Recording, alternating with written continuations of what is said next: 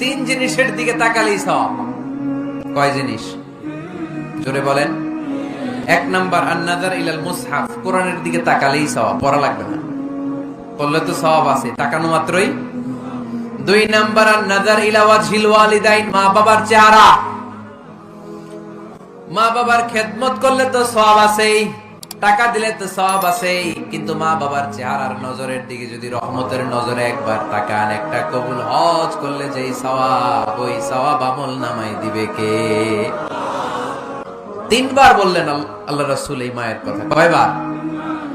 আল্লাহর হাবিব বললেন মা মা মা, তারপরে মা কয়বার? বাবা কয়বার? তার মানে ইসলাম মাকে দিয়েছে স্বর্ণ পদক, ইসলাম মাকে দিয়েছে রৌপ্য পদক, ইসলাম মাকে দিয়েছে ব্রোঞ্জ পদক, বাবাকে দিয়েছে সান্ত্বনা পুরস্কার। ঠিক কিনা?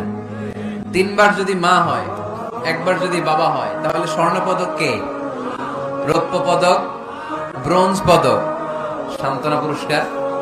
সুবহানাল্লাহ কইতে বললেন না? ওই মায়ের চেহারার দিকে যদি রহমতের নজরে একবার তাকান, কবুল হজের সওয়াব আছে না নাই?